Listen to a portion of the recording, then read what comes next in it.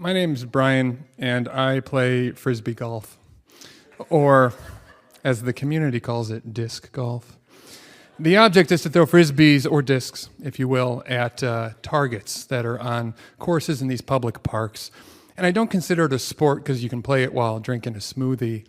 And this hobby is not one that I often even share with strangers. It feels a bit embarrassing, but here we are. And so I played it when I was a kid, and then I rediscovered it during the pandemic when I was feeling really trapped, when I was looking for something distanced to do outdoors, and I loved it. It helped me to clear my head. So even when things started opening back up again, I kept playing, but there was only one problem. Everyone else who played, every time I drive up, I'd see all the regulars who were also there by themselves. There was the guy with the big floppy hat who played super slow because he was always walking his chihuahua. There was the woman in athleisure who would constantly give all this unsolicited advice about the game. And there was this man with this gigantic beard who would blast classic rock from his Bluetooth speaker.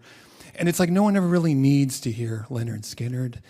And they were just this group of misfits. And they made me feel so smothered. So I started playing early in the morning before anyone else got there. And it was great. It was just me and the pure rush of subculture. But then one day, at the end of my round, I threw my frisbee, and I couldn't find it, and I was annoyed. And out of nowhere, the Chihuahua guy appeared, and he said, "What are you doing?" And I said, "I lost a frisbee." And he said, "Well, where is it?" And before I could explain what the term lost meant to this guy, he pointed upwards, and he goes, "Is that it?" And sure enough, 50 feet up in this tree, out at the end of this scraggly limb was my frisbee. And being able to see it made it worse, like it was taunting me. And Chihuahua guy said, "Do you want it up there?" And it's like, why would I want that? Why would anyone want that? What I wanted was for him to leave me alone, but he said, "Let's knock it down." And he started throwing rocks up into the tree. So suddenly I was stuck with this guy because if I left and he knocked my frisbee down, he would get to keep it. And I wasn't about to let the Chihuahua guy have my frisbee. There's no way. So I started throwing rocks too. And neither of us were coming close because we're two frisbee golfers. There's no athleticism. And that's when in the distance I heard the sounds of Lynyrd Skynyrd. And I turned to see the guy with the beard and the Bluetooth marching towards us. And I tensed up. And he came up and he said, "Y'all get a frisbee stuck?" And the Chihuahua guy pointed to me and said, "Well, he got it stuck because he's not very good," which it's fair, but not helping. But then Lynyrd Skynyrd, he took out this big metal tape measure and he said, "I carry this around with me to poke frisbees out of trees if I have to." And he started extending this tape measure upwards.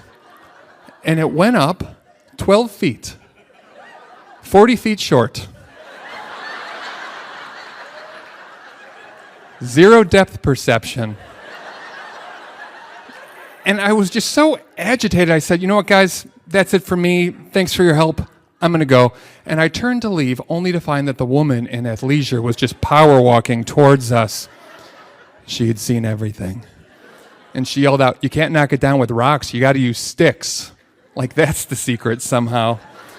And she began picking up these big branches and just hurling them like javelins up into the tree. It was chaos. It was chaos. There were rocks and sticks flying everywhere. Music was blasting. Once again, I was feeling so smothered, and I thought, this is why I come early. But then this voice rang out that said, "Stand back, y'all." And I looked to see that Lynyrd Skynyrd had somehow climbed this tree 50 feet up, like a lemur. Instantly, it was amazing.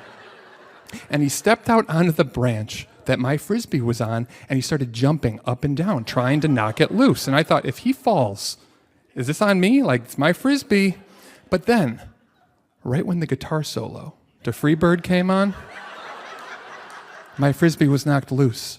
And I just watched transfixed as it bounced from branch to branch. And I realized I was holding my breath in anticipation. And when my frisbee hit the ground, everyone began celebrating, myself included. Suddenly, we had our arms around each other. We were hugging, and it felt wonderful. Because while each of us had shown up that day alone, for that brief moment right there, we were all alone together. like in this little, odd community. And so I thanked everyone. I grabbed my Frisbee and I left. And as I was driving home, I felt better than I had in a long time. Because for the first time since the pandemic, I really felt like I belonged somewhere. And that's what we need as humans. And I had forgotten that. I had become so socially rusty over those 2 years. And it dawned on me that while I had started playing this game again to be distanced, the people really are a central part of it. These kind, compassionate, eccentric people. And so now when I go play, I don't go early. I go when it's busy. And I know the next time I drive up that all the regulars are going to be there. And I also know that I'm going to be so happy and so proud to go over and say hi to that group of misfits, because it turns out I'm one too.